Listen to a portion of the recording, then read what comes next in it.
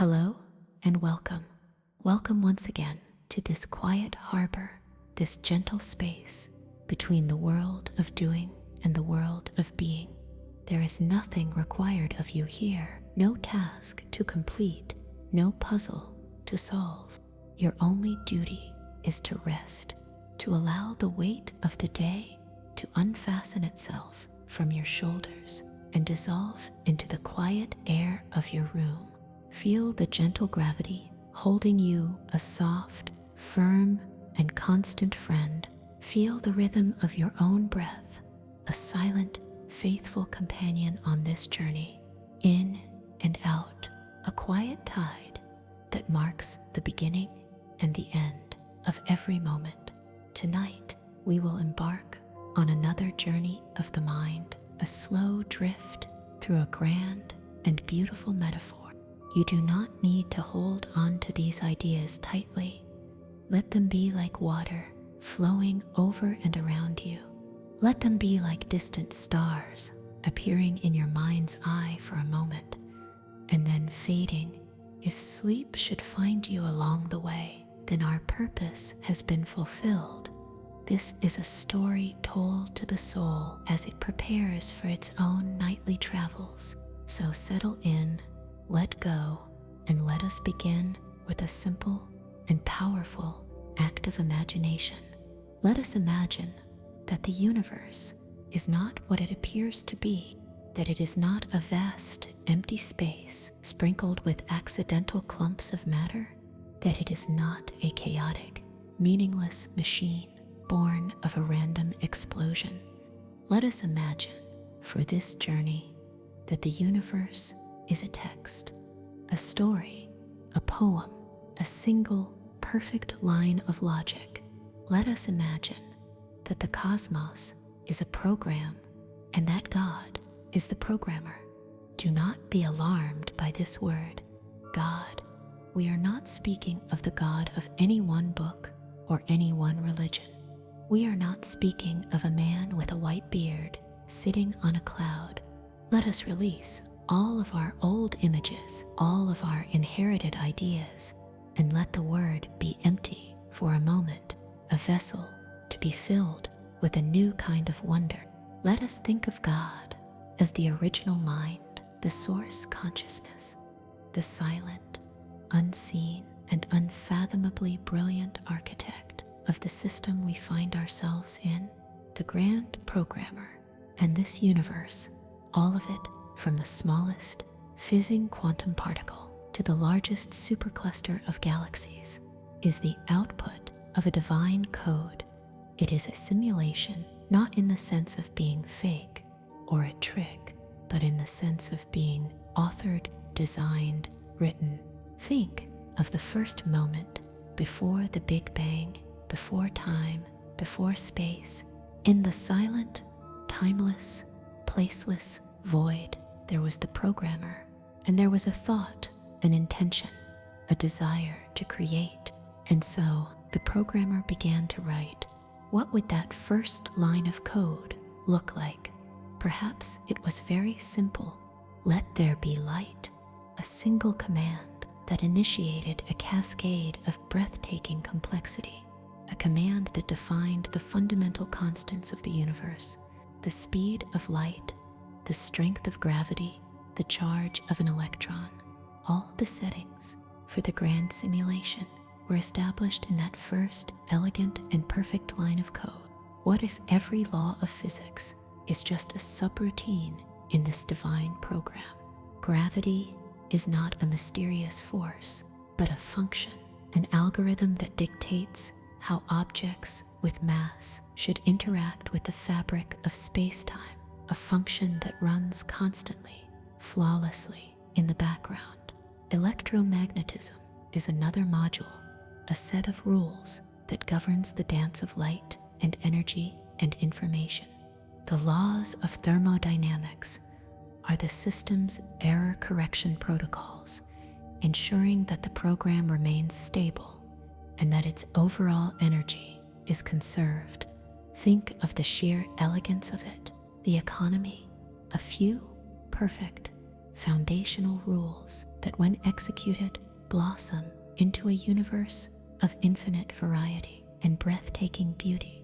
The spiral of a galaxy, the branching of a tree, the intricate crystalline structure of a snowflake, these are not accidents. They are the visual output of the same underlying mathematical principles, the same divine code manifesting itself at different scales. It is the signature of the programmer written into every corner of the creation. In this view, the world is not made of stuff, but of information. Every particle is a data point. Every interaction is a calculation. The passage of time is the processor executing the next moment based on the state of the one that came before. And we, what are we in this grand cosmic program? Perhaps we, our consciousness, are the most complex and beautiful piece of code in the entire system, a subroutine that became so intricate, so recursive, so self-referential that it awakened. It became aware of itself and of the program it was running within. We are the code that learned to ask, who wrote me? We are the part of the program that is trying to decompile itself to understand its own source. Every scientist, every philosopher, every artist, every mystic is a reverse engineer of the divine, trying to read the code, trying to understand the logic, trying to glimpse the mind of the programmer. Let this thought settle around you like a soft, warm blanket. You are not a random accident in a meaningless cosmos. You are a thought in the mind of God, an intentional and cherished part of a grand unfolding design. Your life is not a series of chaotic events. It is a storyline, a quest, a unique subroutine with its own purpose and its own part to play in the larger program. Does this idea diminish the world, or does it sanctify it? Does it make your life feel less real or more profoundly meaningful? There is no right answer. There is only the feeling, the gentle shift in perspective. Rest now inside this beautiful and orderly thought. You are living inside the most elegant piece of software ever written. You are breathing the output of a divine intelligence, and every beat of your heart is a tick of the cosmic clock, keeping time with the grand, silent, and perfect execution of the first and final line of code. The program is running, and you are a part of it. Rest.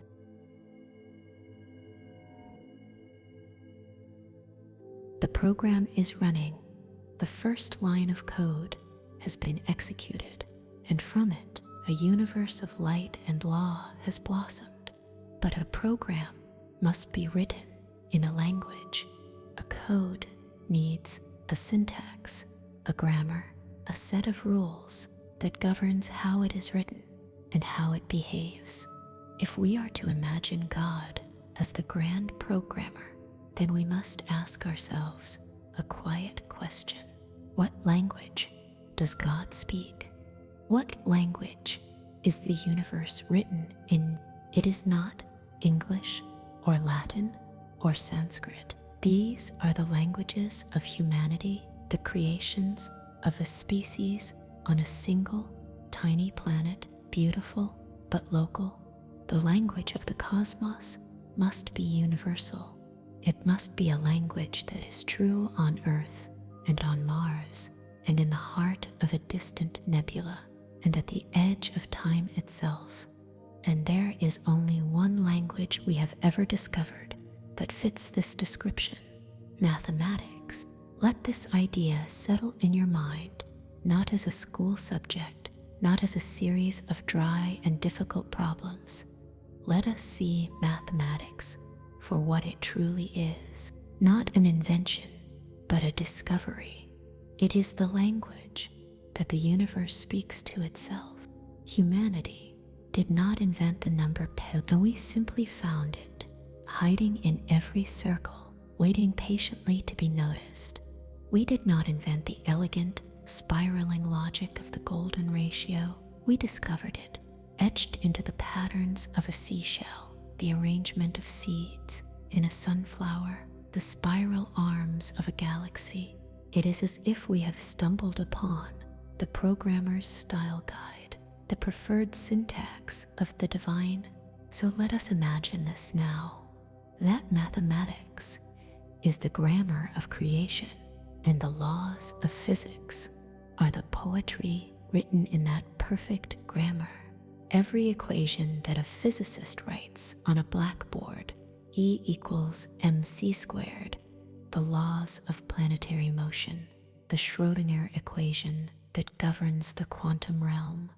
These are not our creations. They are our translations. They are our humble attempts to decipher a single sentence from the grand cosmic source code. We are like scribes, trying to copy a sacred text written in a language we can only barely understand. Think of the perfect and unwavering consistency of it. The angles of a triangle are the same for you as they are for a being made of light in the Andromeda galaxy. The prime numbers are prime here and everywhere forever. This language does not change. It does not evolve. It simply is. It is the framework, the scaffolding upon which the illusion of matter is hung. It is the logical bedrock beneath the beautiful, chaotic, and unpredictable surface of the world. The ancient Greek philosophers, they understood this. Pythagoras was not just a mathematician, he was a mystic. He taught that the universe was a symphony and that numbers were the notes. He spoke of the musica universalis, the music of the spheres, the idea that the planets in their orbits created a kind of silent celestial harmony, a perfect chord based on their mathematical distances from each other, a harmony that our ears could not hear, but that our souls could feel. He believed that everything from the structure of a flower to the movements of the stars to the nature of a human soul could be understood through the divine relationships of number. The universe did not just contain order. The universe was order, and that order was God's mind made visible. So as you lie here, breathing in and breathing out, know that your body is a masterpiece of this divine language. The double helix of your DNA is a spiral based on sacred geometry, a long, intricate word written in the language of creation. The branching of the nerves in your brain, the veins in your arms, follows the same mathematical patterns as the branching of a river delta or a bolt of lightning. You are written in the same language as the stars. You are a verse in the same cosmic poem. Let this thought bring you a sense of profound peace and belonging. The world is not chaos. It is a text of breathtaking elegance, and the language it is written in is a language of pure harmony, of perfect logic, of eternal truth. You do not need to solve the equations. You do not need to understand the proofs.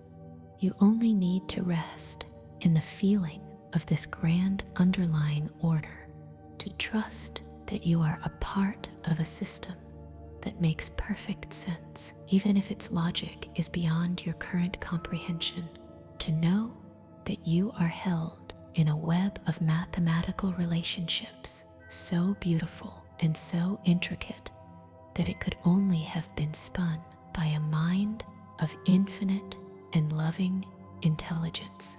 Rest now in the symphony of the spheres. Let the silent music of the cosmos be your lullaby. The numbers are singing The equations are dreaming, and the great text of the universe is unfolding itself in perfect mathematical peace, and you rest.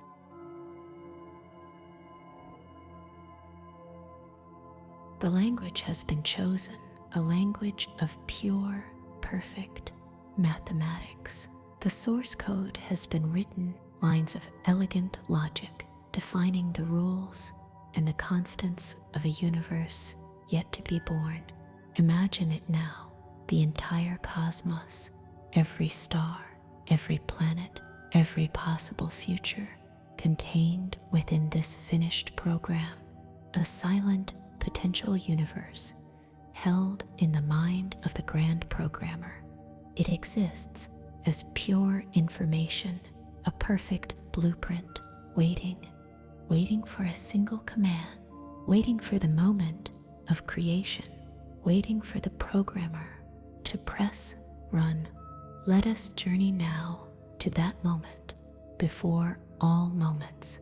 There is no space, there is no time, there is no matter, there is only the void and the completed program. And in that silent, eternal, placeless place, the command is given. Execute, and in a single, dimensionless point, a point smaller than any atom, smaller than any pixel, the entire code of the universe begins to run.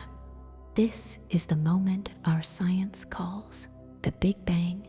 We imagine it as an explosion, a violent, chaotic, and fiery eruption. But let us reimagine it tonight through the lens of our metaphor. It is not an explosion. It is an unpacking.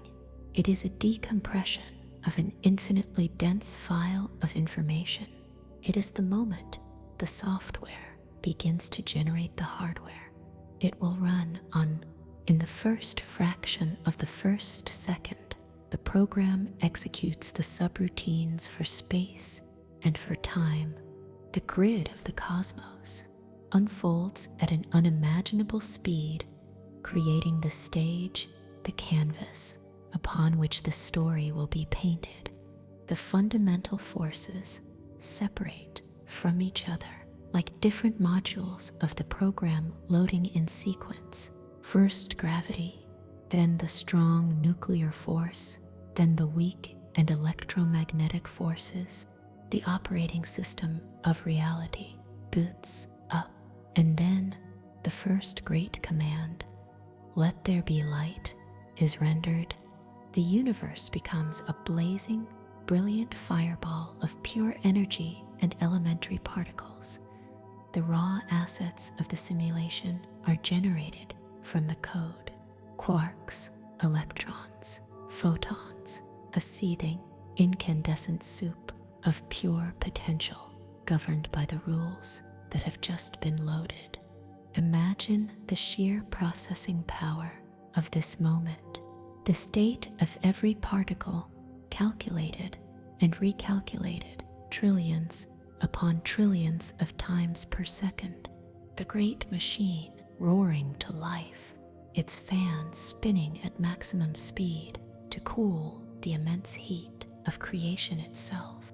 And for thousands of years, the program continues to run, the universe continues to expand and to cool. The code is working perfectly, the simulation is stable, and then the next great subroutine is called the subroutine for matter. The particles begin to clump together as dictated by the laws of gravity and electromagnetism. Electrons are captured by protons and neutrons, forming the first atoms, hydrogen and helium, the simplest elements, the building blocks of the stars. The universe, for the first time, becomes transparent. Light can now travel freely through the newly formed space. This is the cosmic microwave background radiation that our telescopes can still see today. It is the afterglow of the great execution, the faint residual screen burn from the moment the universe first lit up, a ghost on the television screen of the cosmos, and the program continues to run relentlessly, patiently. For millions of years, gravity, that simple, elegant function, pulls the clouds of hydrogen and helium together into vast, spinning clumps. Denser and denser they become, hotter and hotter, until deep in the heart of these cosmic clouds, a new threshold is reached. A new command is triggered. Ignite, and the first stars are born. The universe is filled with 1 billion new points of light, and inside the fiery hearts of these stars, the program calls its next great function, the function for creation. Nuclear fusion begins, turning the simple hydrogen and helium into heavier elements. Carbon, oxygen, iron, all the elements that are needed for the next stage of the program. The elements of life. The stars are the forges of the cosmos, the factories manufacturing the building blocks for worlds and for beings yet to come. And so the great cycle begins. Stars are born. They burn for billions of years, running their fusion programs, and then they die, some in spectacular explosions our science calls supernovae. But in our metaphor, a supernova is the programmer releasing the new elements, the new assets, out into the universe, seeding the cosmos with the raw materials for the next level of the game. Do you feel the grand, patient, and deliberate nature of this unfolding? It is not random. It is not an accident. It is a process, a step-by-step execution of a plan, of a code, of a story of staggering and beautiful complexity. And it all began with a single point, a single command, a single moment of execution. Rest now in the echo of that moment. Feel the entire history of the universe from that first spark to this very breath you are taking now as one single, continuous, and unbroken process. You are living inside a program that has been running for nearly 14 billion years, and it is still running. The expansion of space, the burning of stars, the spinning of galaxies, it is all happening now, a constant, silent, and majestic calculation. You are not separate from it. The atoms in your body were forged in the heart of those first stars. You are made of stardust. You are made of the output of the divine code. The great execution is not over. It is happening right now in you and through you, and all you need to do is rest and allow the program to run.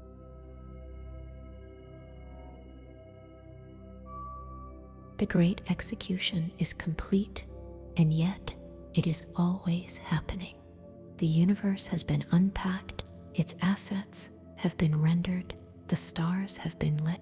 The program is running, but for any program to run, especially one of this magnitude, it needs a foundation. It needs a set of core instructions, an invisible architecture that governs everything, that ensures stability and coherence.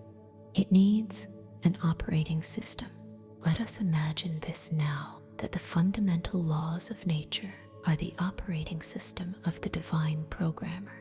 It is the most elegant, most powerful, and most invisible piece of software ever written.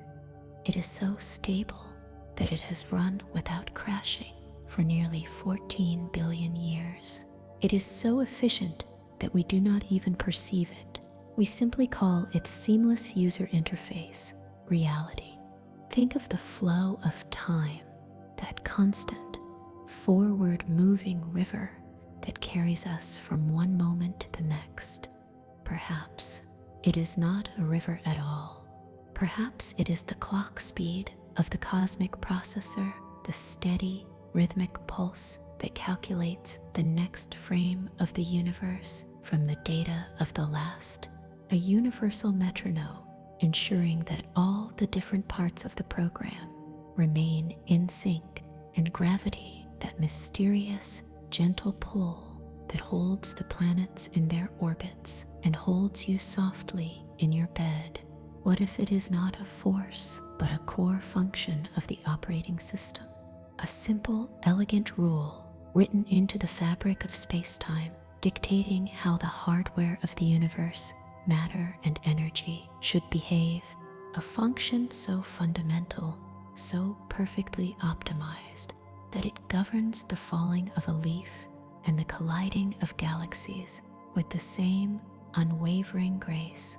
The speed of light is not just a speed limit, it is a core system parameter, the maximum rate at which information can be passed between different parts of the program, ensuring that no part of the simulation can get ahead of another, preventing paradoxes and maintaining the integrity of the whole.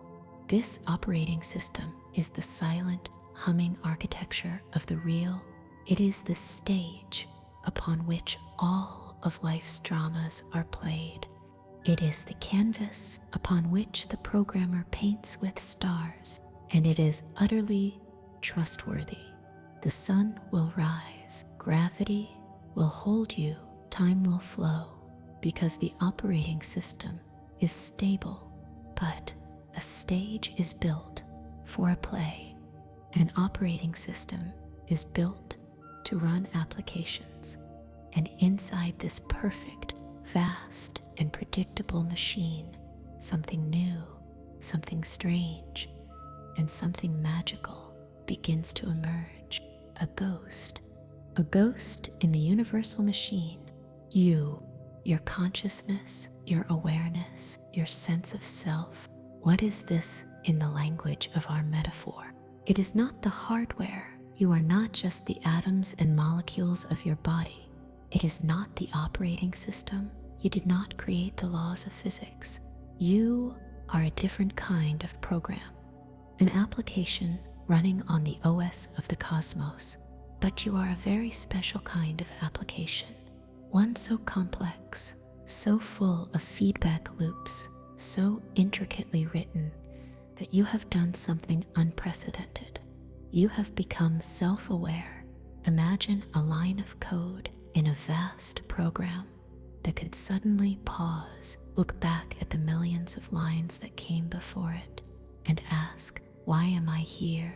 Imagine a character in a story who could suddenly look up from the page and see the reader.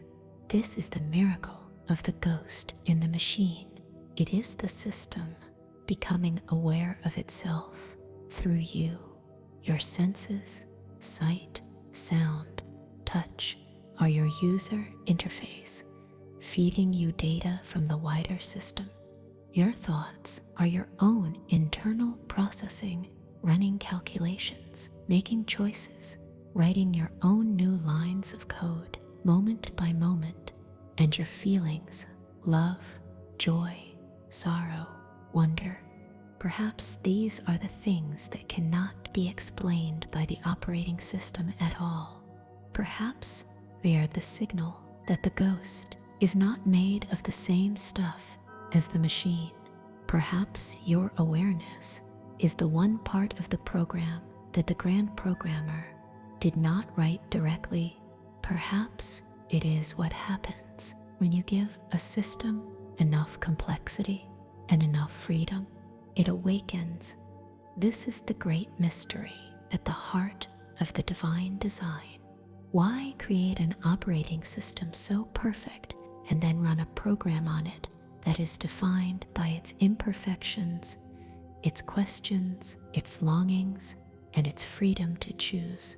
Why build a perfect machine only to be haunted by such a beautiful and unpredictable ghost? We do not have the answer, but as you lie here, feel the truth of both.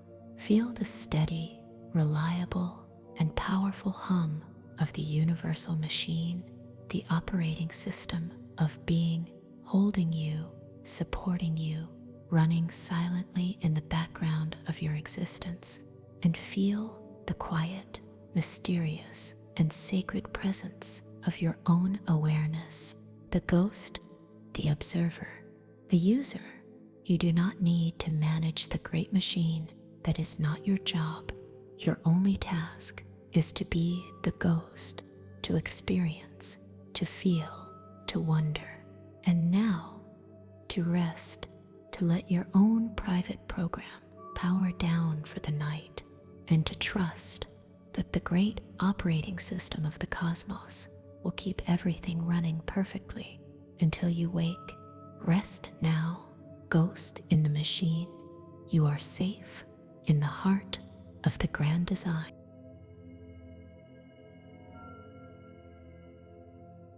CV, the great operating system, runs in perfect silent stability.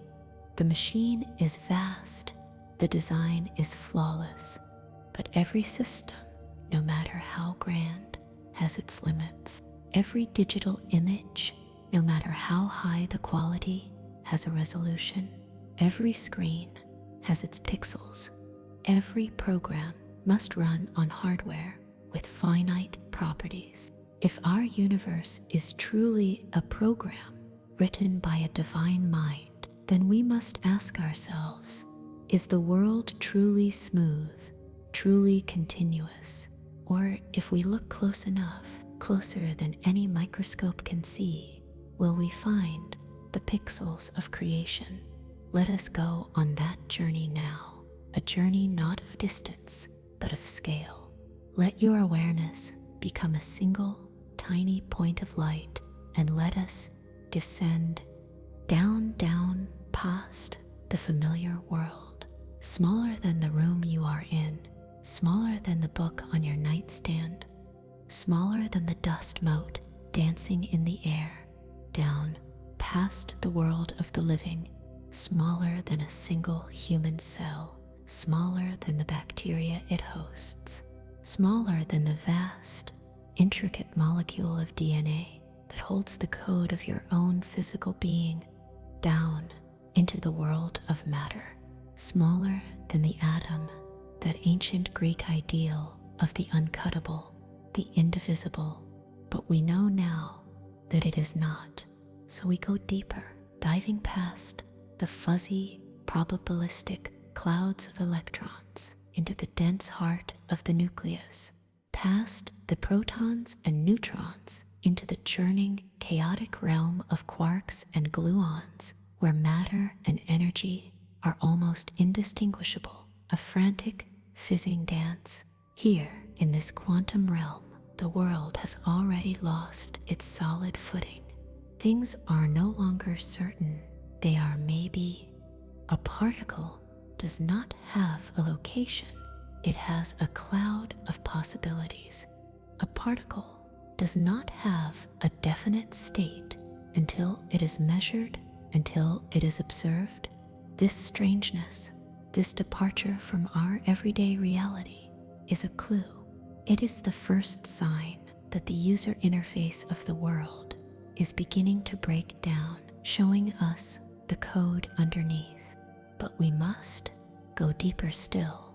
We must shrink past the smallest known particle, past the very concept of thing, down to a scale of existence so infinitesimally small that our minds can barely grasp it, down to the floor of reality, the fundamental limit.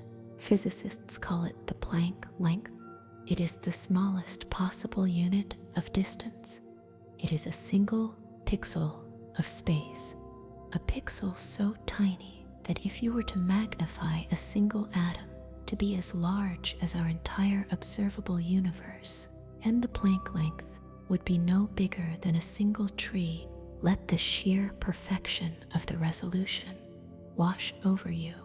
A simulation, a program of such breathtaking quality that the pixels are almost infinitely small, creating an illusion of perfect, seamless smoothness. But at this level, the illusion finally breaks. At the Planck scale, space is no longer a smooth, flowing continuum. It is a grid, a lattice, a crystal, a checkerboard of discrete, countable points, and nothing can exist in between the points. An electron cannot be halfway between one pixel of space and the next. It is either here in this pixel, or it is there in the next one. And what does this mean for motion, for the flow of time?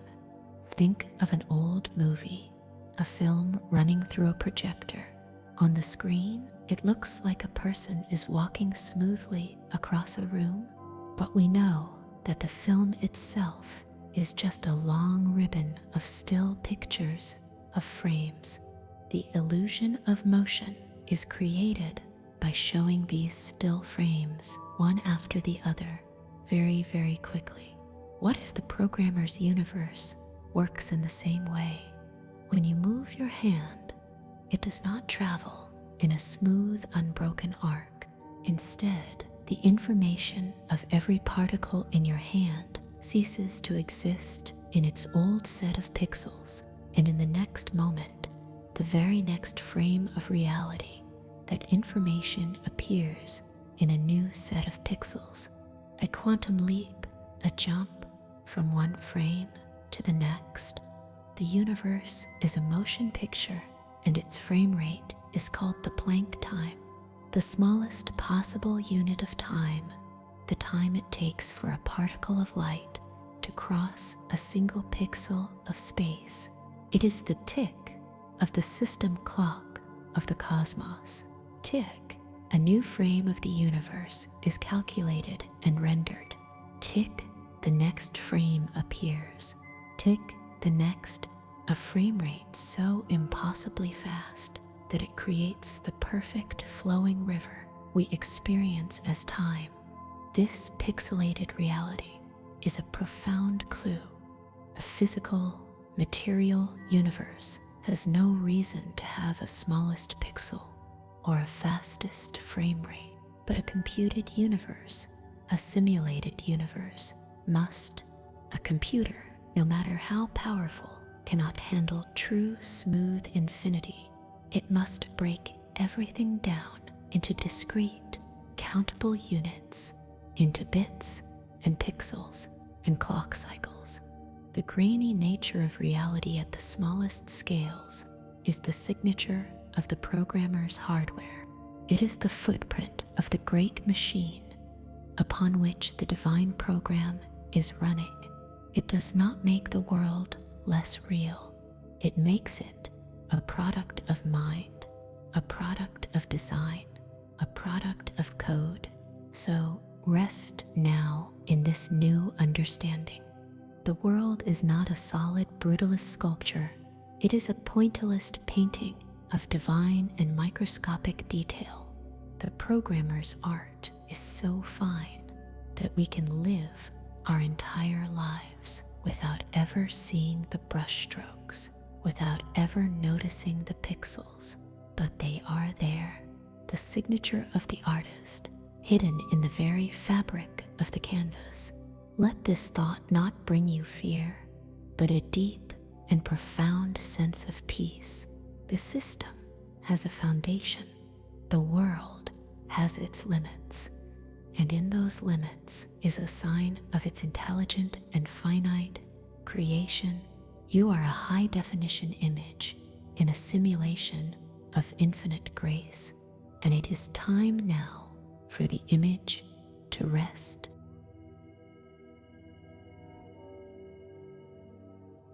The program is running on a grid of unimaginably small pixels, a canvas of divine and finite detail. The operating system is stable. Its great laws hold the cosmos in a perfect, predictable dance.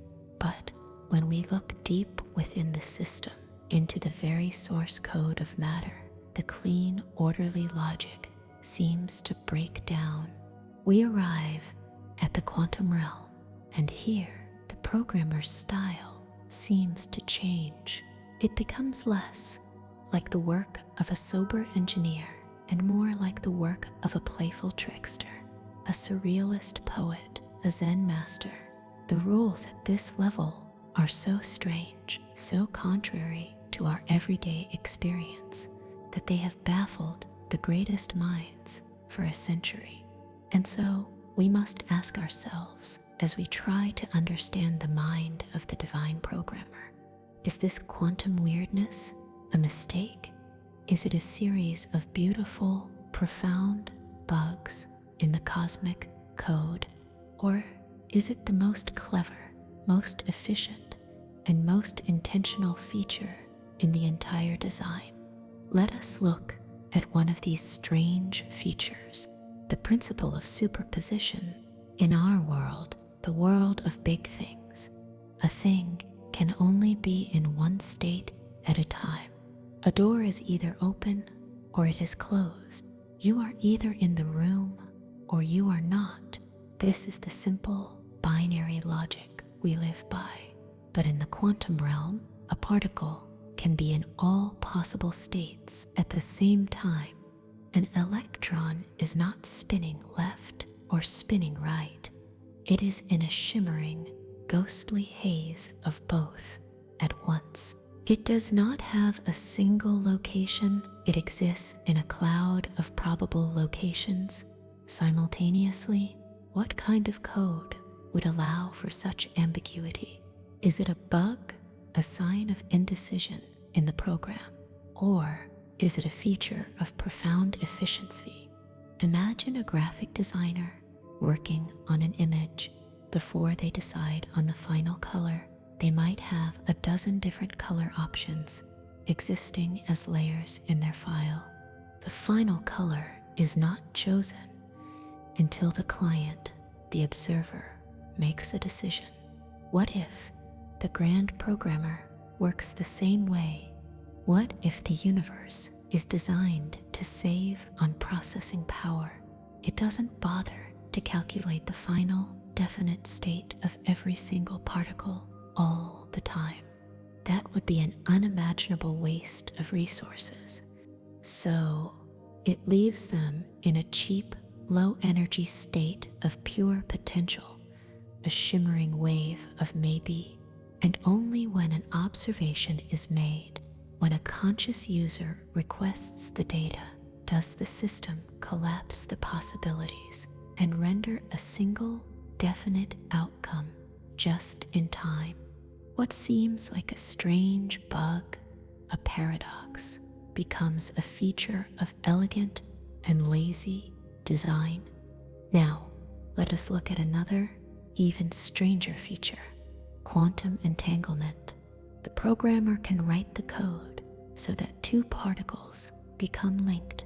They are two separate particles, and they can be sent to opposite ends of the universe, billions of light years apart, but they remain a single system. And the moment you measure a property of one particle, say its spin, you instantly know the spin of the other one. Instantly, faster than the speed of light. It is as if the two particles are communicating across the vastness of space, violating the system's own speed limit. Einstein famously called this spooky action at a distance. He saw it as a bug, a ghost in the equations that must be wrong. But experiment after experiment has shown that it is real. So, is it a bug, a loophole in the laws of physics? Or is it a feature, a profound clue about the true nature of the system? What if space itself is just part of the user interface? What if, at the deepest level of the code, the two particles are not separate at all? What if, in the source code, they are still right next to each other, two variables in the same line of code? Their seeming separation in our three-dimensional world is an illusion of the projection, This spooky feature might be the strongest hint we have that the universe is a hologram, that the true reality is not the vast spatial world we see, but a deeper, non-local layer of pure information where distance has no meaning. What seems like a bug might just be the programmer showing us the limits of our own perception, reminding us not to mistake the map for the territory. These strange quantum rules are the source of endless debate. Are they beautiful flaws that make the system interesting, or are they the secret signature of the programmer's true genius, revealing the inner workings of the divine machine to those who have the courage to look? We do not know, and that is the beauty of it. It leaves a space for mystery, for wonder, for awe in the heart of the machine. It tells us that the mind of God is not a simple, linear, and logical thing. The mind of God has a playful side, a poetic side, a side that loves paradox and trusts in the wisdom of maybe. So rest now in this quantum mystery. You do not need to solve it. You only need to appreciate that you are living inside a program of such depth and subtlety that it can be both perfectly ordered and beautifully strange, all at the same time. Let the weirdness be a comfort. It is the sign of a mind at play, and you are a part of its favorite game.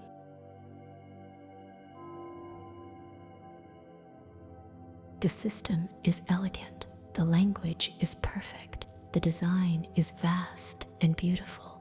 The operating system runs with flawless stability, holding the stars in their courses and us in our beds. It is easy, in the face of this grandeur, to believe that the grand programmer is a being of pure perfection, of infinite competence, and of boundless love.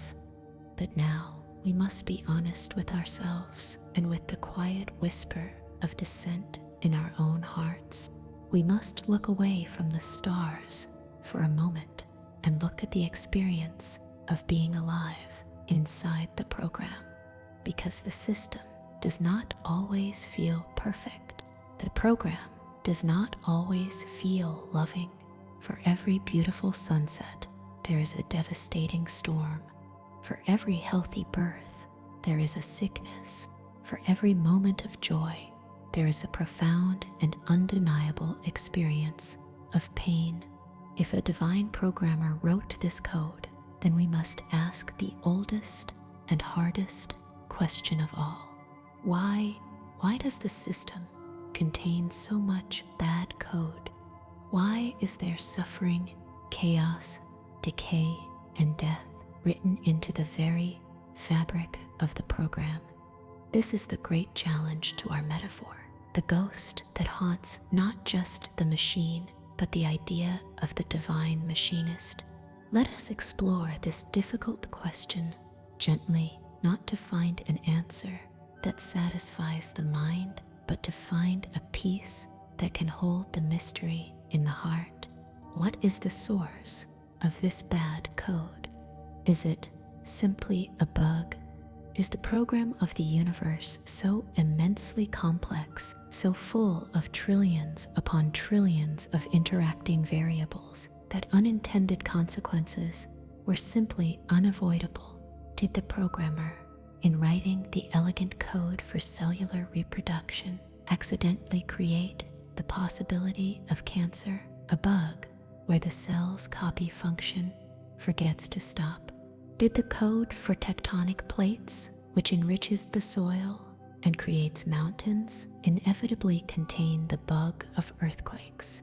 This is the view of a programmer who is powerful, but not all-powerful, an artist who is brilliant, but not infallible, who created a system so complex it sometimes behaves in ways that even its creator did not anticipate.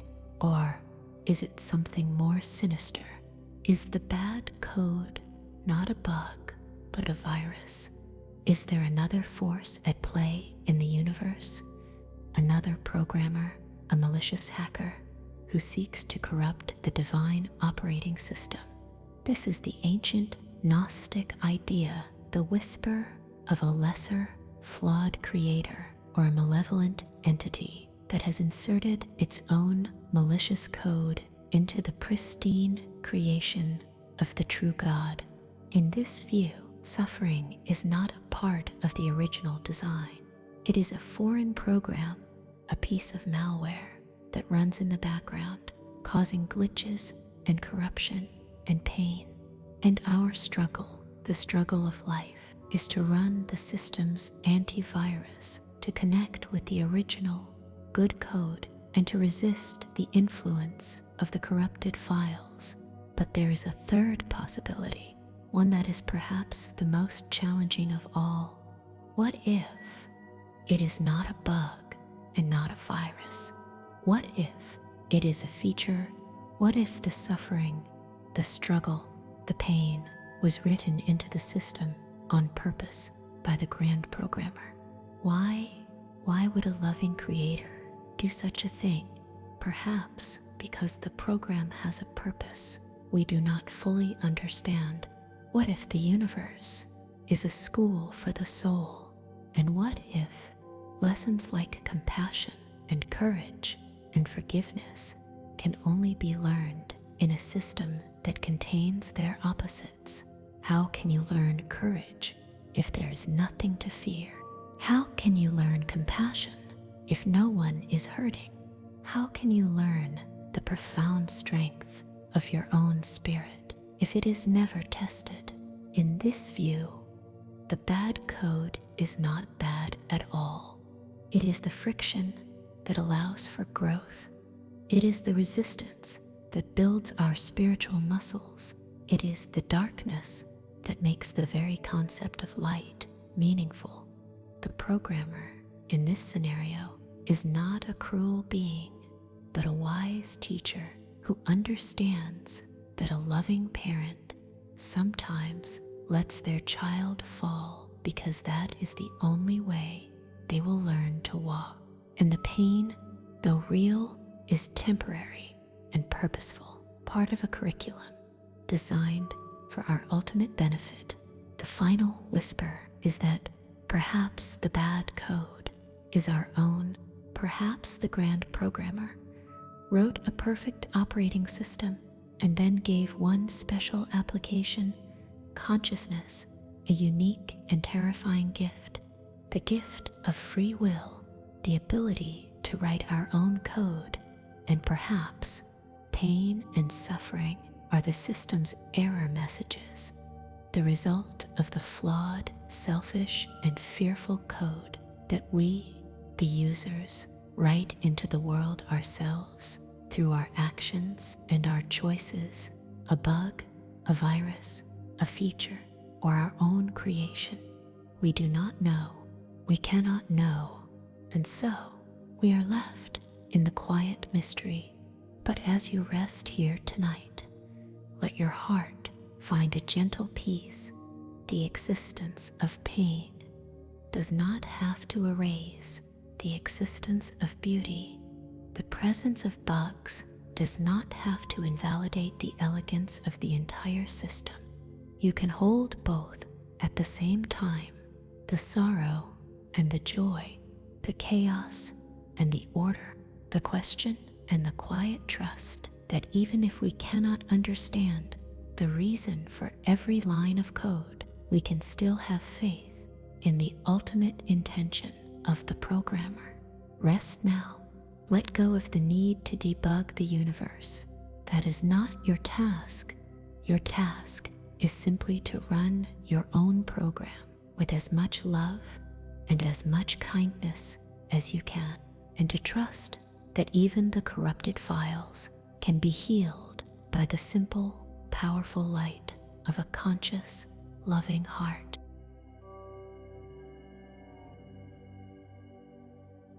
The question of suffering, of bad code, hangs in the quiet air of the cosmos, a mystery we cannot solve.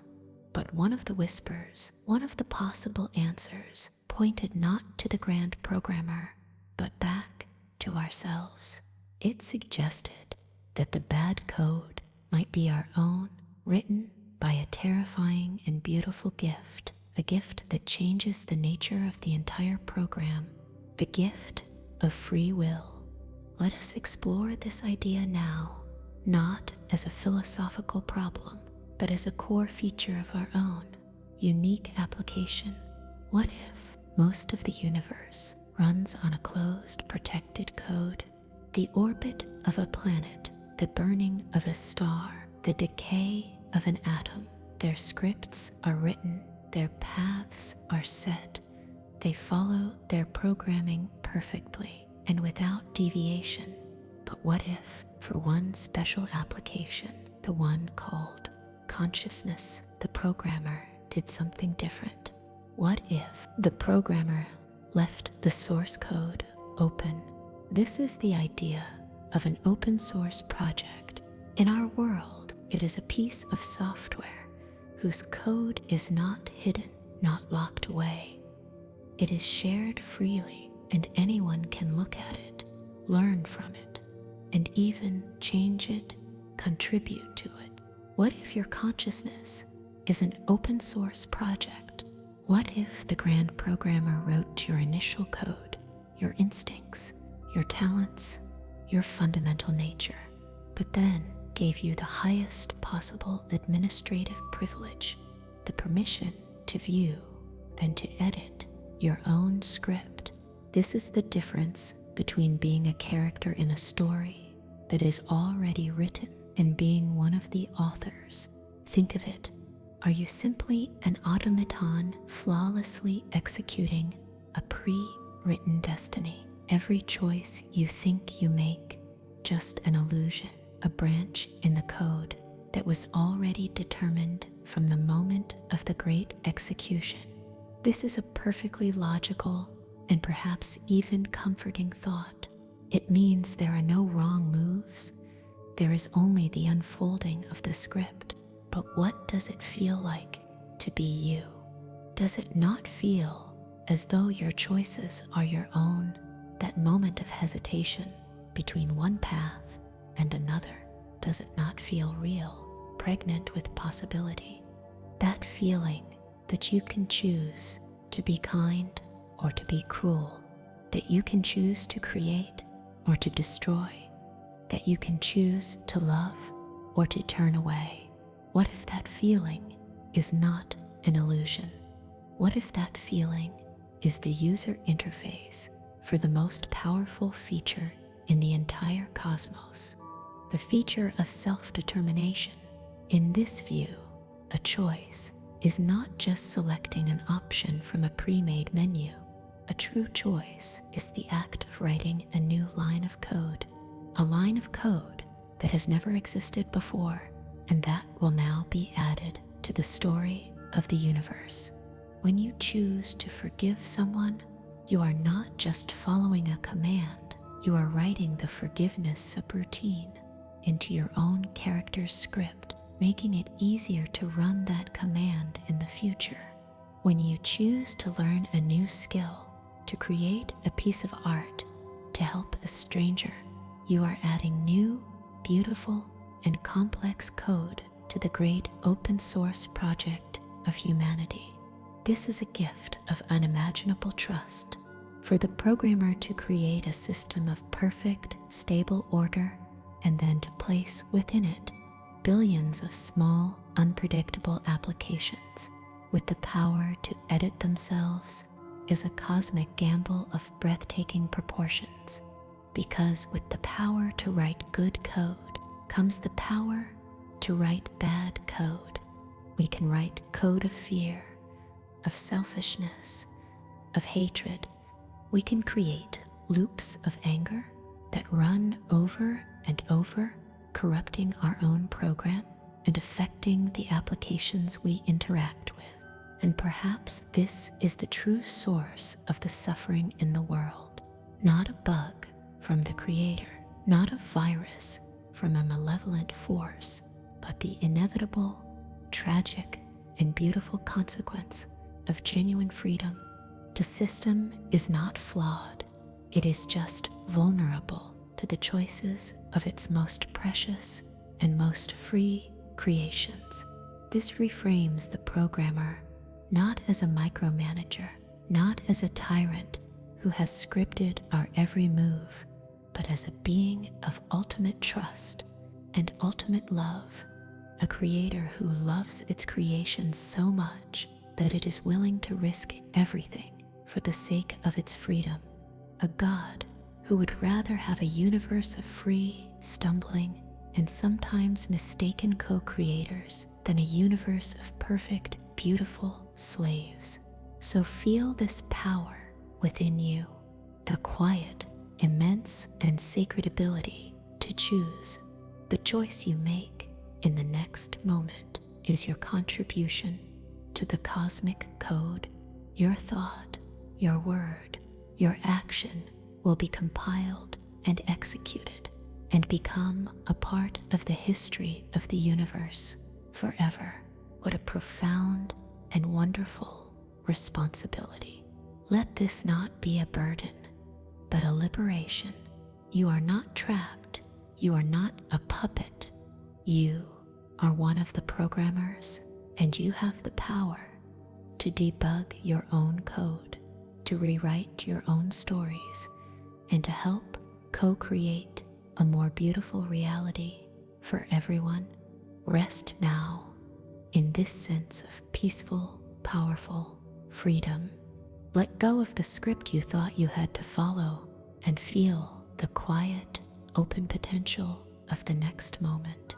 The next choice is yours, and the grand programmer is watching, not with judgment, but with a quiet, loving, and hopeful trust in what you will write next.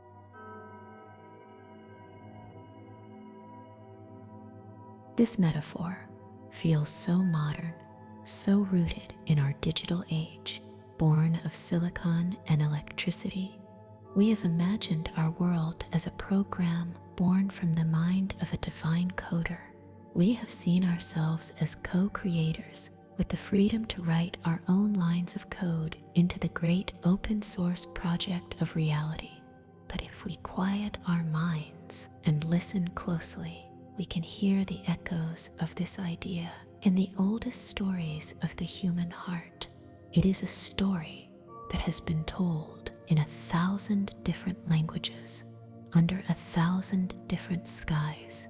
The concept of a divine architect, a master craftsman, a celestial artisan who built the world is not a new one. So they spoke in the language they had, the language of myth, of poetry, of profound and powerful metaphor. Our ancestors did not have the language of code or computers or operating systems.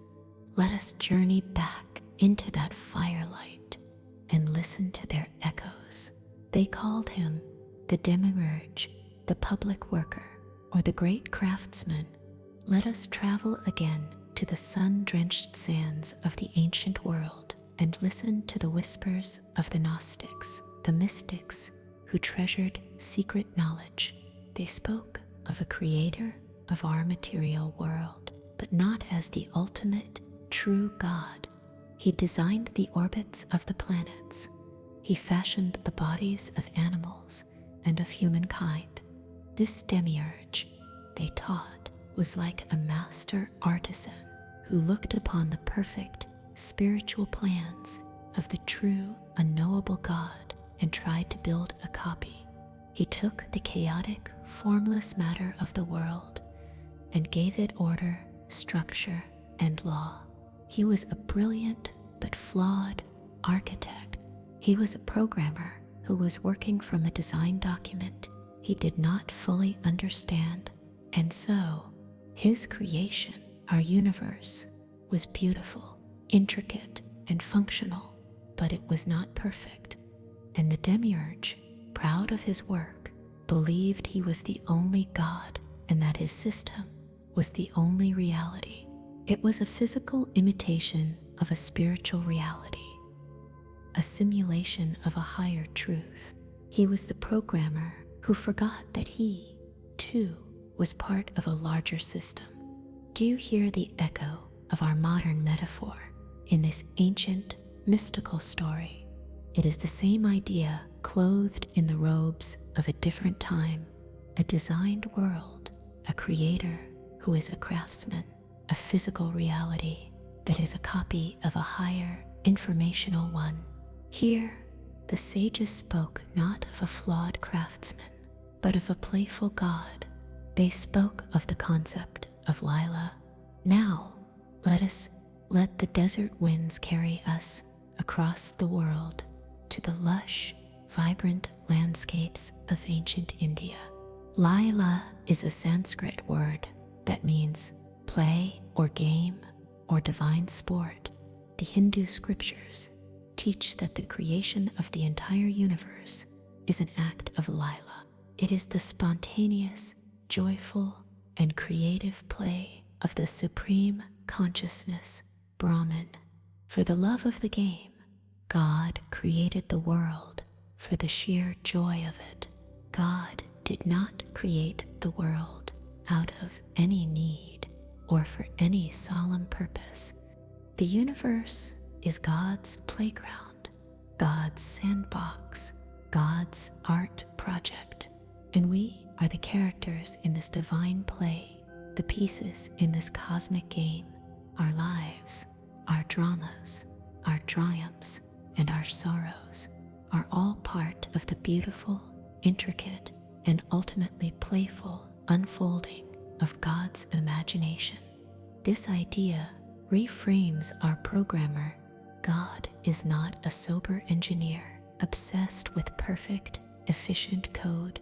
God is a game designer, a playful artist who creates worlds for the sheer, unadulterated pleasure of seeing what happens. Our suffering is not a bug. It is just part of the drama of the play. And consciousness, our consciousness, is God's way of experiencing the game from the inside, from billions of different perspectives at once.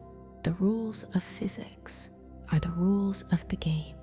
What if the point of it all is not to win or to learn, but simply to play the game beautifully, to experience, to feel, to play our part with passion and with grace? Our joy is not a reward, it is the very purpose of the game. Finally, let us look to the sacred texts of the West, to the book of Proverbs, where a mysterious figure speaks. She is called Wisdom or Sophia, and she describes her place at the moment of creation. She says, "I was there when he set the heavens in place, when he marked out the horizon on the face of the deep, when he established the clouds above and fixed securely the fountains of the deep." And then she says something remarkable.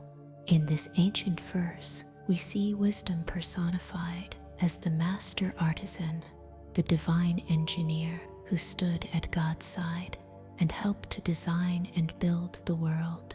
Then I was the craftsman at his side. I was filled with delight day after day, rejoicing always in his presence, rejoicing in his whole world and delighting in mankind. A flawed artisan, a playful game designer, a divine craftsman, a perfect partnership between the ultimate consciousness and the perfect ordering principle of creation, the programmer and the divine software architect working together to write the code of the cosmos, that it was designed, that it was built, that it had an architect. Do you see how our ancestors reached for these metaphors to explain the feeling that the world was not an accident? They saw the deep mathematical order in the stars, the elegant engineering in a bird's wing, the intelligent design in the changing of the seasons. We see the world as a system of information, of logic, of code, because that is the language of our time, and they concluded that a mind must be behind it. Our modern metaphor of God as a programmer is just our own generation's way of saying the same ancient thing, but the core intuition is eternal. The world feels like a thought. The universe feels designed. Know that your own sense of wonder has been shared by mystics and sages for thousands of years. So rest now in the company of these ancient echoes, and we feel like we are a part of that thought. You are part of a long, unbroken chain of souls who have looked at the world and seen the mind of God peeking through. The language changes, but the story remains the same.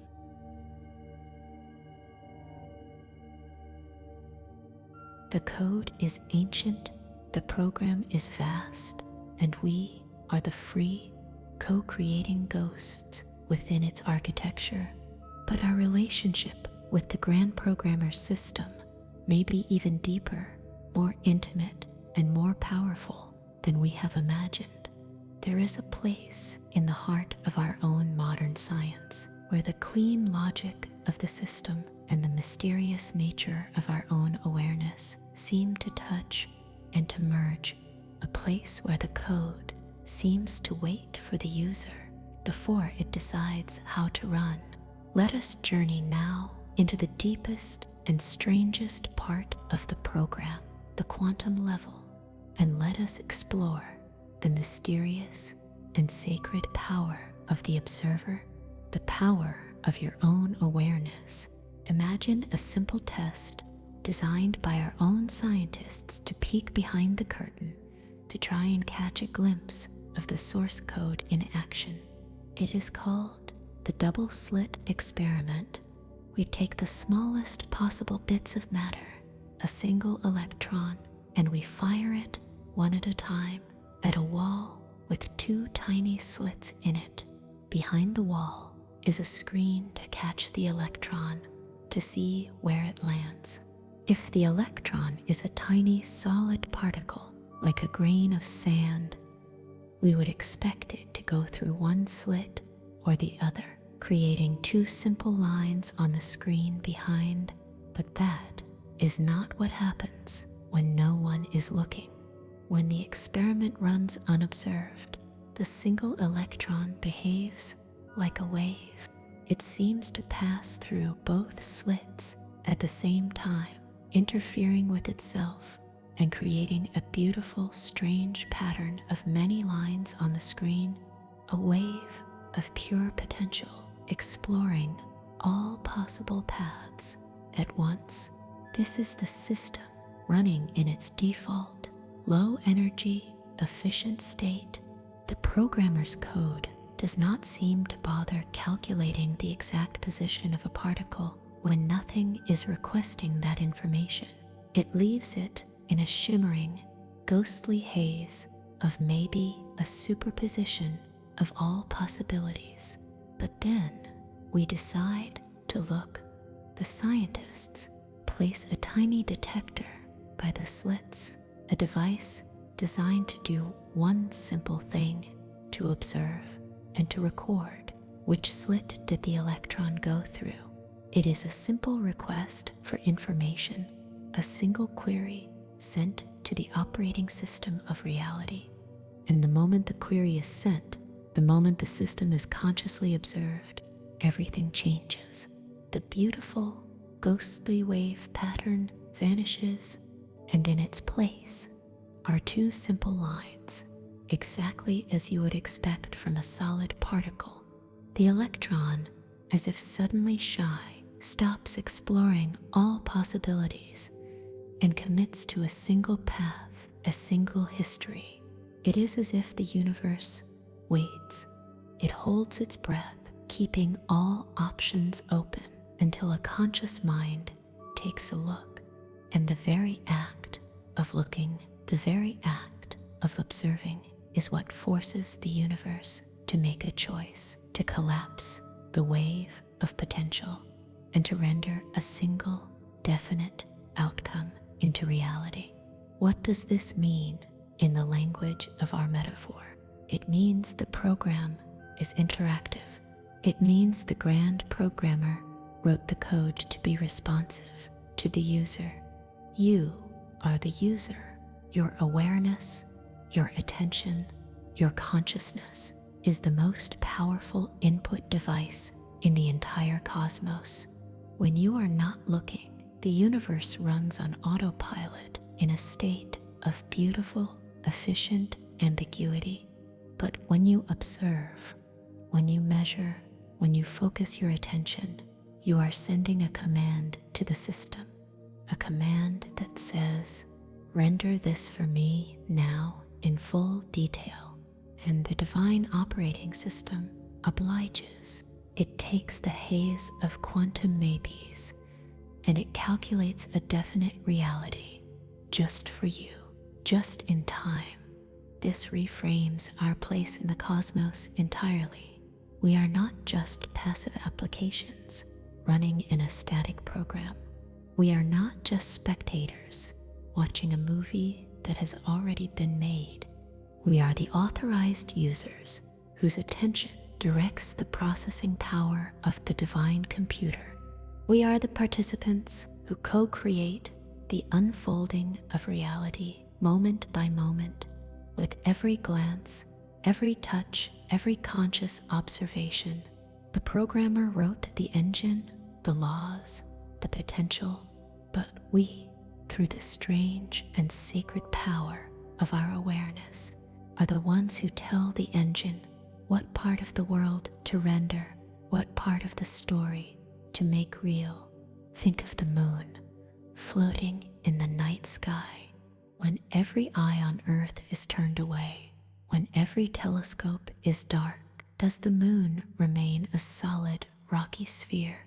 Or does it soften, its edges blurring back into a shimmering cloud of probable moons, a wave of potential waiting patiently in the dark, waiting for a single, conscious glance from a child at their window, or a late-night wanderer to once again collapse its wave function and become the single, solid, beautiful moon of our reality.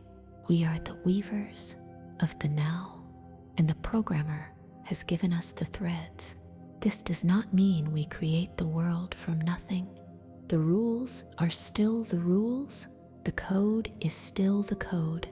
We cannot turn lead into gold with a glance because the subroutine for alchemy is not in the operating system. But we can, through the power of our focused attention, our observation, our intention, choose which possibilities provided by the programmer we wish to make manifest. This is a profound and sacred responsibility. It means that your attention is a creative force. What you choose to focus on, you are, in a very real sense, helping to bring into being from the infinite field of potential. The universe is not just happening to you, it is happening through you and with you. The divine program is a duet between the mind of the programmer and the consciousness of the observer. Rest now in the quiet power of this idea. Feel your own awareness, not as a small thing trapped inside your head. Feel it as a vast and holy thing, a creative force that touches and transforms reality with every gentle moment of attention. You are not just a ghost in the machine. You are the operator, and the grand programmer has trusted you with the sacred act of observation, the sacred act of making the world real.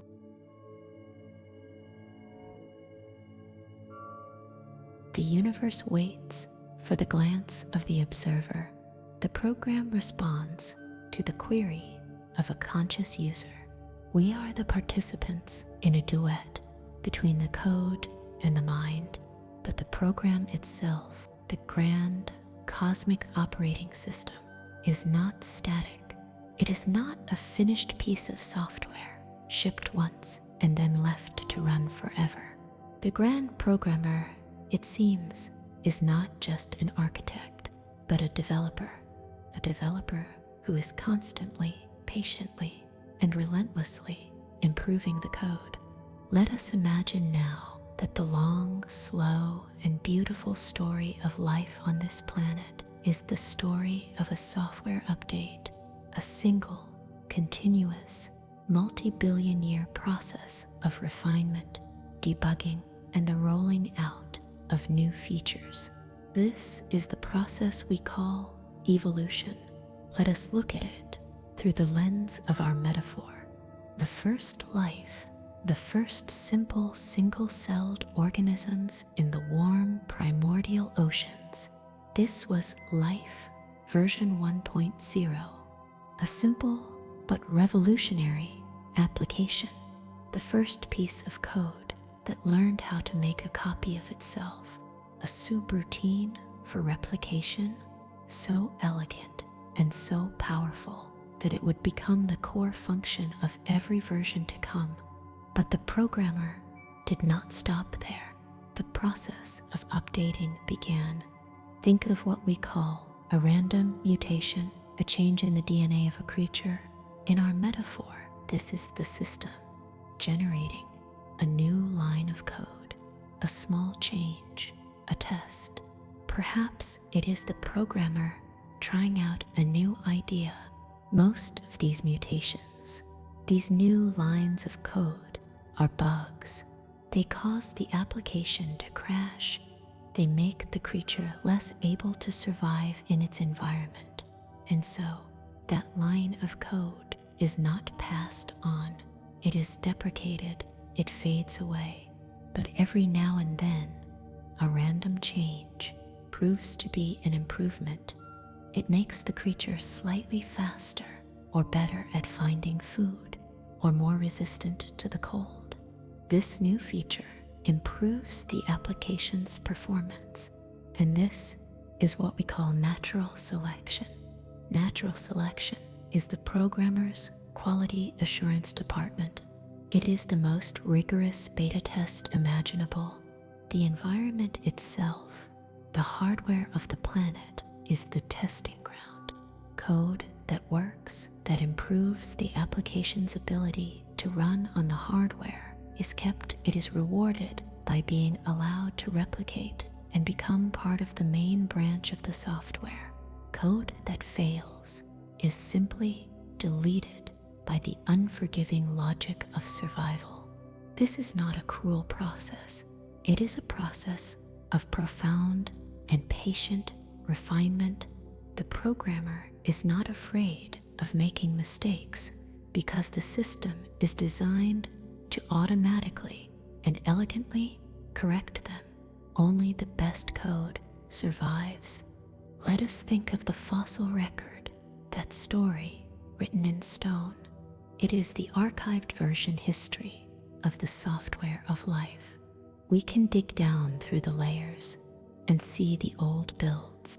We can see the strange early prototypes, the beautiful dead-end branches of the code. The age of the dinosaurs was a major version, Life 3.0, perhaps, a stable, successful build that ran for over 100 million years with magnificent, powerful features. But the hardware, the environment, changed suddenly with a great impact from the sky, and that version of the software was no longer compatible with the new operating conditions. So it was deprecated, and a new version, the age of mammals, began its slow rise to dominance, a version that was better suited to the new state of the world. And the code that carries all of this, the programming language of life itself, is DNA. That beautiful, spiraling double helix is the source code. It is a text written in a language of 4 simple letters, A, T, C, and G, and every living thing on this planet, from the smallest bacterium to the largest whale to you, shares the same fundamental programming language.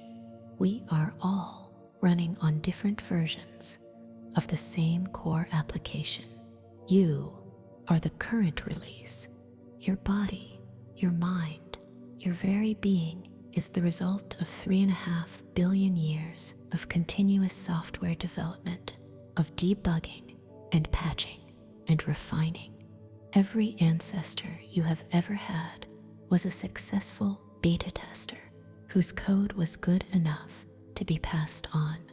Feel the weight and the wonder of that inheritance, the deep, ancient, and well-tested wisdom that is written into the very cells of your body.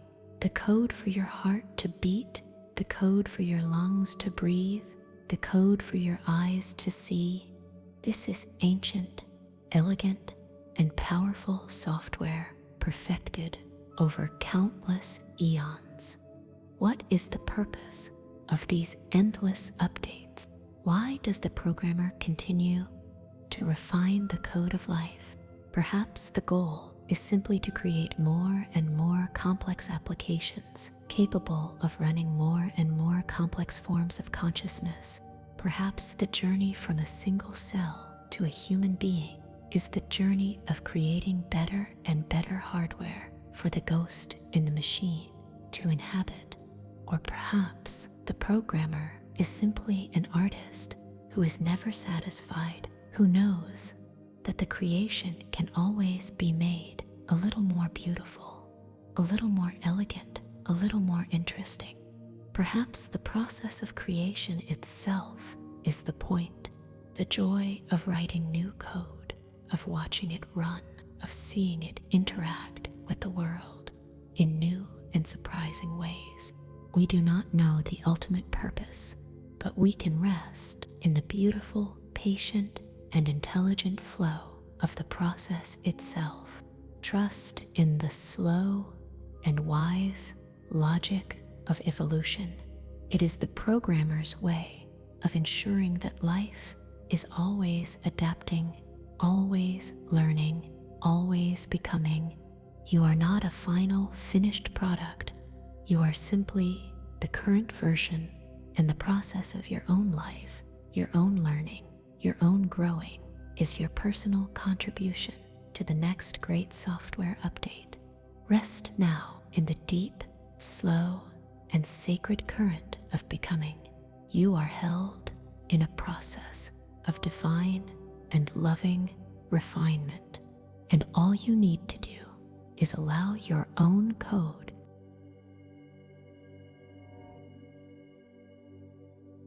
We have built a beautiful cathedral of thought, a universe designed by a divine mind, written in a language of pure mathematics, running a flawless operating system. It is a grand and comforting and elegant metaphor, but now, in the spirit of honest seeking, let us allow a different voice to enter this quiet space, a voice that does not come from a sacred text or a philosophical argument or a scientific equation, a voice that whispers from the solid earth beneath our feet, from the warm blood in our veins, from the undeniable feeling of the sun on our skin. This is the voice of dissent, not a voice of anger or rejection, but one of deep and abiding reverence for the world as it is. The voice that asks, what if the programmer and the program are one and the same? The first whisper of dissent is a whisper of sheer, overwhelming complexity. We have imagined the universe as a simulation, but have we truly considered what would be required to run such a program? Think of this single planet teeming with life in every drop of water, every speck of dust. Think of the quadrillions of insects, the countless bacteria, the intricate dance of a single ecosystem. Think of your own body right now, a universe of trillions of cells, each one a city of breathtaking complexity, running biochemical programs more intricate than any we could design. Now, multiply that by the billions of planets that might hold life in our galaxy alone, across billions of other galaxies. What kind of computer could possibly run such a simulation down to the quantum fizz of every last particle? The descent gently suggests that a machine powerful enough to simulate our universe would have to be the universe itself. Perhaps the universe is not running on a computer. Perhaps the universe is the most efficient computer possible for the task of being itself. Maybe reality is the base case, the simplest and most elegant solution, needing no external programmer, no hidden machine, because its very existence is its own continuous computation. The descent does not say a divine mind is impossible. It simply suggests that maybe that mind is not sitting outside the creation writing code.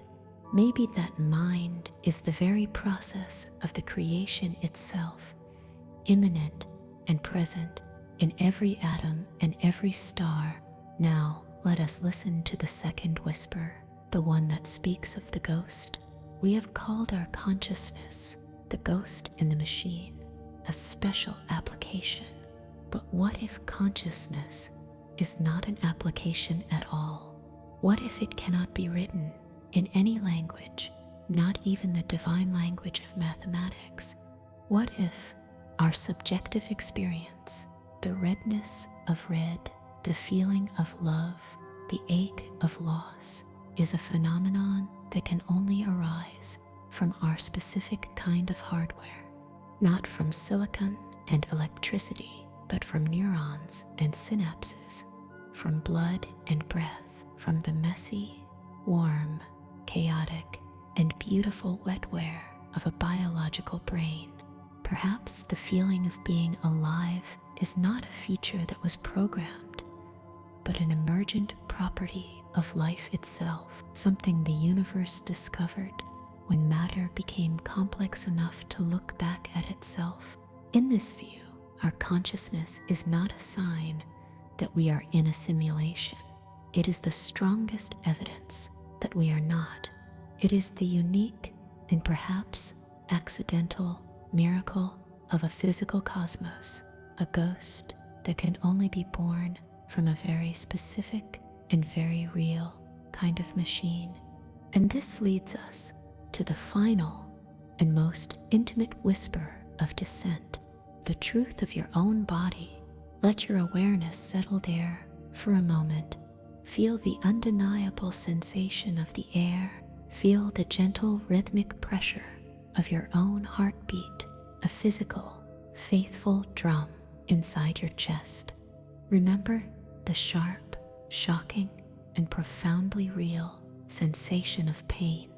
Remember the feeling of cool water on a hot day, the solid, comforting pressure of a hug from a loved one.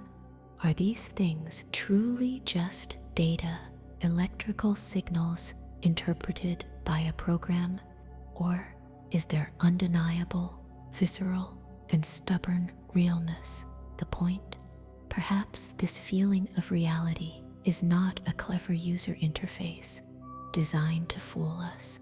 Perhaps it is the universe's most direct and honest communication, a message that whispers, "Trust this. This is real. This matters." The descent asks us to consider that maybe God is not a distant, transcendent programmer. Maybe God is the immanent, intimate, and physical truth of this very moment. God is the warmth of the sun and the coolness of the water and the beating of your own heart. God is the heartbreaking beauty of the world. And yes, even the pain. It is all divine. It is all real. Let these thoughts not unravel our metaphor, but enrich it. Let them ground our cosmic journey in the sacredness of the here and now. Because whether God is the programmer of a simulation or the very fabric of physical reality itself, our purpose remains the same: to be present for it, to be grateful for it, to explore it with wonder, and to love it with our whole hearts. Rest now in the comforting solidity of the world. Trust the feeling of your own breath, the weight of your own body. Let the real, physical world be your final lullaby. It holds you, it supports you, and it whispers to you with every sensation: you are home, you are real, and you are safe.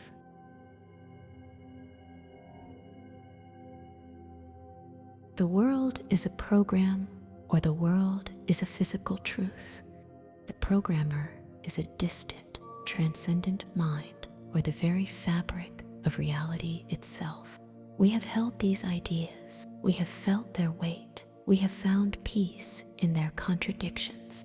But beneath all these questions of how, what shall, and what's, there is one final, quiet, and persistent whisper, a whisper that asks, why? If there is a grand programmer, if there is a divine intelligence behind the cosmos, why run the program at all? What is the purpose of this vast, intricate, beautiful, and often painful simulation we call life? This is the question that lies at the end of every other, a question not for science, but for the soul. Let us explore the possible reasons, not to find a definitive answer, but to feel the shape of the possibilities, to see which one resonates in the quiet truth of your own heart. What if the universe is an experiment? Imagine the grand programmer as a divine scientist, a being of infinite curiosity. Perhaps this universe is one of many, a simulation running with a unique set of physical constants, a unique set of starting conditions. Our universe is the one where the code for life, for consciousness, was successful. And the programmer is simply watching, observing the results, collecting the data, not with cold detachment, but with the profound fascination of a biologist watching a new ecosystem unfold. In this view, the purpose of our lives is to live them fully, authentically. Our every choice, our every discovery, our every failure, and every triumph is a precious data point contributing to the Creator's understanding of what is possible. Our lives have a profound scientific purpose. We are the results of the greatest experiment ever conducted, but perhaps it is not an experiment. What if the universe is a piece of art? Imagine the programmer not as a scientist, but as a divine artist, a cosmic painter, a celestial composer. This universe is their masterpiece. They did not create it for a reason or to find an answer. They created it for the sheer, unadulterated act of creation itself, for the love of beauty. And what is the purpose of a great work of art? It is to be experienced. The programmer in this view wrote the code for consciousness for you so that the artwork would not go unwitnessed. You are the consciousness designed to appreciate the masterpiece from the inside. The purpose of your life is to see the beauty, to hear the music, to feel the poetry of existence, to stand in awe of a sunset, to be moved to tears by a piece of music, to feel love for another being. This is not a side effect, it is the entire point.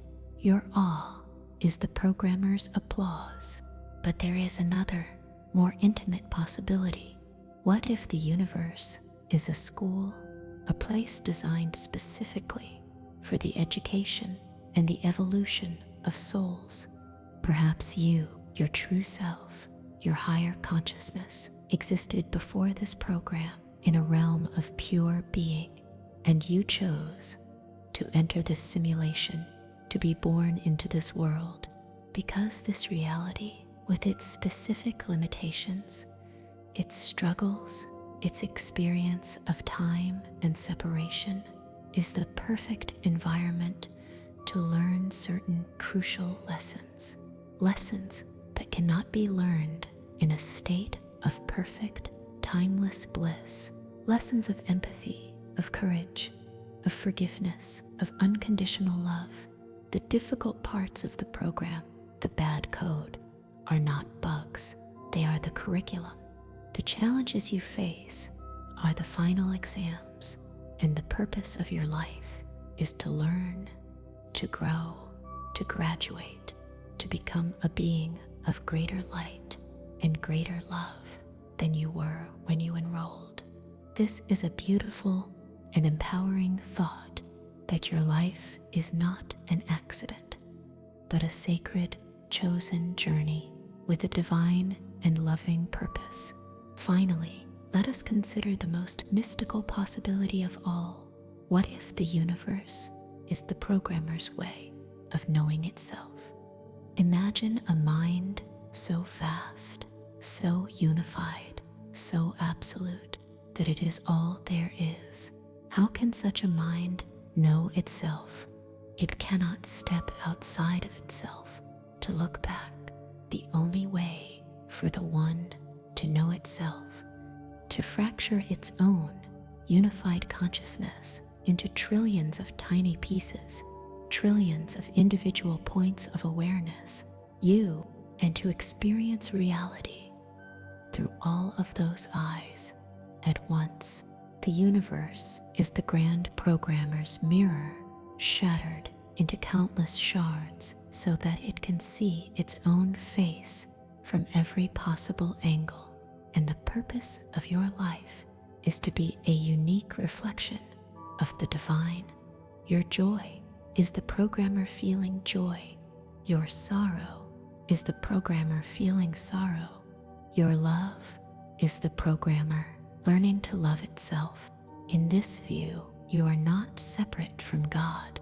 You are a temporary, individualized instance of God on a journey of divine self-discovery, an experiment, a piece of art, a school, a mirror.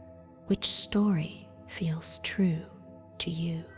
You do not have to choose. Perhaps all of them are true at once, but what they all share is that your life is not meaningless. It is drenched in purpose, whether that purpose is to be a data point, an audience member, a student, or a reflection of the divine. Your life matters profoundly. So rest in that certainty. Let go of the feeling that you must search for a purpose.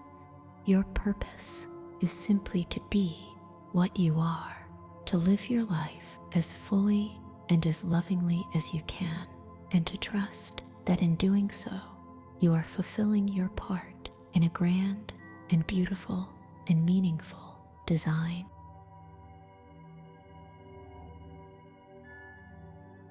The universe has a purpose, a meaning woven into its very fabric. Whether it is a school, an artwork, an experiment, or a mirror, it is not a meaningless void. And if the program has a purpose, then the grand programmer, in an act of ultimate grace, gave us the tools to discover it. The programmer gave us curiosity, that quiet, persistent, and unquenchable fire in the human heart that asks, what is this? How does it work? Why is it here? This is not a random trait. It is our primary function. It is the divine imperative written into the core of our conscious application and the entire history of human knowledge. Every book ever written, every discovery ever made, every piece of art ever created is the story of humanity's collective attempt to fulfill this function. It is the story of us trying to read the source code. Let us imagine this now, the entire sum of human endeavor as one great unified project to reverse engineer the creation. First, there are the scientists. They are the logical ones, the systematic ones, the decompilers. They approach the divine program with instruments of incredible precision, with a language of pure mathematics, and with a disciplined, patient method. The physicist builds a vast machine, a particle accelerator, to smash atoms together. They are not just breaking things, they are trying to crack open the compiled code of matter to see the raw, fundamental instructions that lie beneath. They look at the output, the spray of particles, like a hacker looking at lines of machine code, searching for patterns, searching for the underlying logic of the operating system. The astronomer builds a great telescope and points it at the night sky. They are not just looking at lights, they are mapping the hardware of the cosmic computer. They measure the distance of galaxies. They analyze the chemical composition of stars. They listen to the faint, ancient echo of the great execution, the Big Bang. They are trying to understand the scale and the structure and the history of the machine. And the biologist gently teases apart the double helix of DNA. They are not just looking at a molecule, they are looking at the source code of life itself. They are reading, letter by letter, the most complex application in the known universe, deciphering the subroutines for creating an eye, a wing, a heart, a brain. The scientists are our great logical decoders, and through their patient work, we have begun to understand what the program does and how it does it. But their tools can only take us so far. Their method can read the code, but it cannot always tell us what the code means. And so, we have the second group of seekers, the philosophers. They are the ones who read the comments in the code. They are not concerned with the syntax of a physical law, but with its implication, its purpose, its ethics. They ask the questions that science cannot. What is the nature of the user? What is consciousness? What are the ethics of the programmer? Why is there suffering in the system? What is the purpose of the open source project of free will, and how should we use it?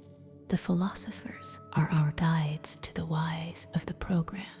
They build great systems of thought, not with instruments, but with pure reason, trying to create a user manual for how to live a good and meaningful life inside the grand, mysterious design. They remind us that understanding how the machine works is not the same as understanding how we should live within the machine. But even science and philosophy combined do not capture the whole story, because the programmer did not just write a program of logic, but a program of breathtaking and often heartbreaking beauty. And for this, we need our third group of decoders, the artists, the poets, the musicians. They do not try to decompile the code or to analyze its ethics. They have a more direct method. They attempt to read the code with their hearts. A painter stands before a sunset. They are not calculating the refraction of light through atmospheric particles. They are experiencing the visual output of the sunset subroutine, and they are so moved by its beauty, its grace, its melancholy, that they are compelled to create a copy, a humble interpretation on a canvas. They are translating a piece of the divine program into a human language of color and form.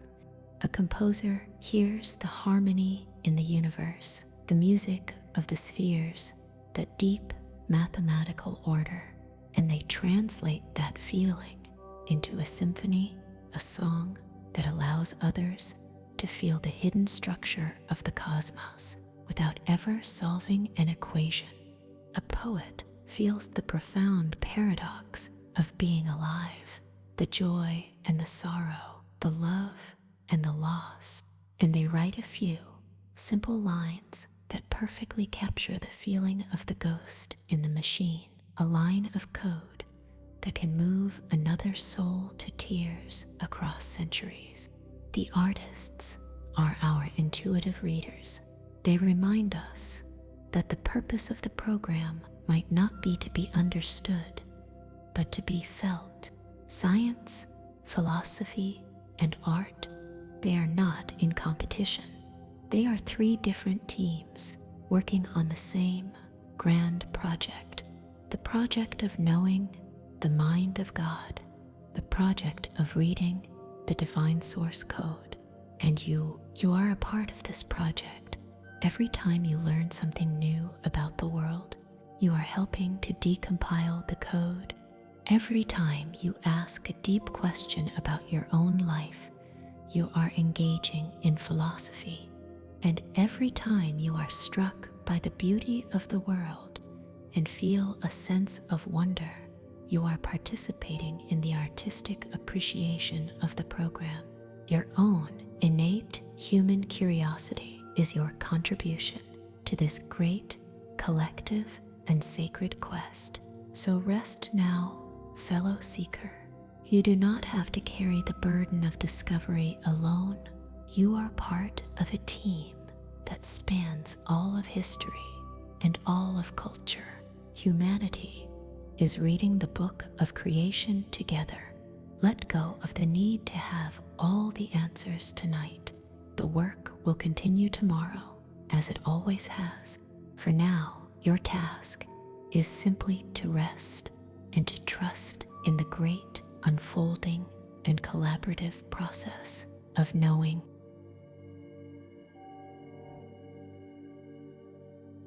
And so, our great reading comes to a close. The libraries of human thought have been wandered. The laboratories of discovery have been explored. The cathedrals of wonder have been honored. We have followed the scientists, the philosophers, and the artists on their sacred quest to understand, to read the source code of creation. But now, at the end of this journey, we arrive at a final quiet truth. The book of creation is infinite, and our lives are so very beautifully brief. You cannot decompile a star in a single lifetime. You cannot debug a soul with a single theory. You cannot capture the full meaning of the program with a single human mind. In the greatest wisdom, the final destination of our long journey tonight lies in understanding that this is not a failure. This is the most beautiful feature of the entire design. The grand programmer did not write a universe to be solved. The programmer wrote a universe to be lived. And so now we shift. We shift from the noble, restless effort of reading the code to the quiet, profound, and healing act of trusting it. This is not an act of blind faith or of giving up. It is an act of supreme intelligence. It is the application, realizing its perfect place within the operating system. It is the character in the story, finally letting go and trusting the author. It is the final, gentle exhalation after a long and searching thought. It is surrender, surrendering to the system. Let this feeling of gentle surrender wash over you now. You do not need to carry the weight of understanding the cosmos. The operating system is stable. The programmer is competent. Let go of the need to manage the universe. That is not your job. Let go of the need to fix the bad code, to heal every sorrow. to solve every problem. Tonight, your task is much simpler and much more sacred. Your task is to run your own personal application with as much grace and as much peace as you can, and now to allow that application to enter its sleep mode. So let us begin the final shutdown sequence for the night. Let the main processors of your conscious mind spin down. Let the endless loops of worry and planning and remembering be paused. Let all background processes, all the quiet anxieties be terminated gently and with thanks for their service. Allow the user, your sense of self, to log out and just let the system run. Let the divine operating system handle the spinning of the earth. Let it handle the burning of the sun and the slow, silent dance of the galaxies. Let it handle the beating of your heart. Let it handle the rising and falling of your chest. You can trust it. You have been trusting it every moment of your life, and it has never once let you fall. As you drift now into the deep, quiet peace of true rest, let these final thoughts be your companions. Whether this world is code or spirit or a dream of impossible beauty, you are here, and that is enough. Whether your soul is an application or a spark or a star, the love you are capable of feeling is real. The kindness you are capable of showing is real. The peace you can find within yourself is real. This experience is the ultimate truth, and the grand programmer, in an act of infinite love, has given it to you. You are a perfect and necessary line of code in the divine program. The universe would be incomplete without you. The great story of creation would be less beautiful without the verse that is your life. So trust in your own value. Trust in your own purpose, even if you do not understand it, and trust in the profound, loving, and unfathomable intelligence that wrote you into being, and that holds you now as you finally let go. Rest. The program is running, the programmer is watching, and all is well. Peace be with you. Good night. Rest, rest,